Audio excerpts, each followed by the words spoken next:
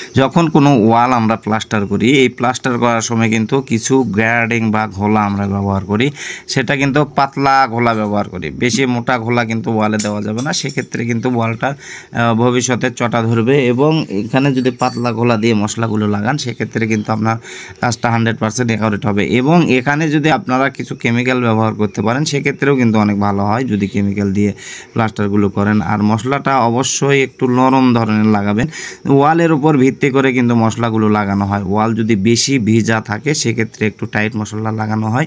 এবং একটু যদি ভিজা একটু কম থাকে, সেক্ষেত্রে নরম মশলা। আমরা বেশিরভাগই কিন্তু দেখবেন যে নরম মশলা ব্যবহার করি, হয়তো বা এখানে লেগে থোয়ার জন্য, বা মশলাগুলো আমরা ওয়ালে লেগে রেখে এবং কিছুক্ষণ পরে কিন্তু এখানে আমরা ফিনিশিংয়ের কাজ করব। তাহলেই কিন্তু এই নরম মশলাটা ওয়ালের সাথে আঁকড়ে ধরবে।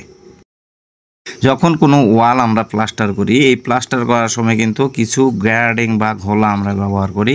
সেটা কিন্তু পাতলা ঘোলা ব্যবহার করি, বেশি মোটা ঘোলা কিন্তু ওয়ালে দেওয়া যাবে না। সেক্ষেত্রে কিন্তু ওয়ালটা ভবিষ্যতে চটা ধরবে। এবং এখানে যদি পাতলা ঘোলা দিয়ে মশলাগুলো লাগান, সেক্ষেত্রে কিন্তু আপনার কাজটা 100% অ্যাকুরেট হবে। এবং এখানে যদি আপনারা কিছু কেমিক্যাল ব্যবহার করতে পারেন, সেক্ষেত্রেও কিন্তু অনেক ভালো হয় যদি কেমিক্যাল দিয়ে প্লাস্টারগুলো করেন। আর মশলাটা অবশ্যই একটু নরম ধরনের লাগাবেন।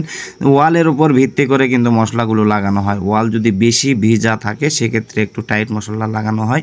এবং একটু যদি ভিজা একটু কম থাকে, সেক্ষেত্রে নরম মশলা। আমরা বেশিরভাগই কিন্তু দেখবেন যে নরম মশলা ব্যবহার করি।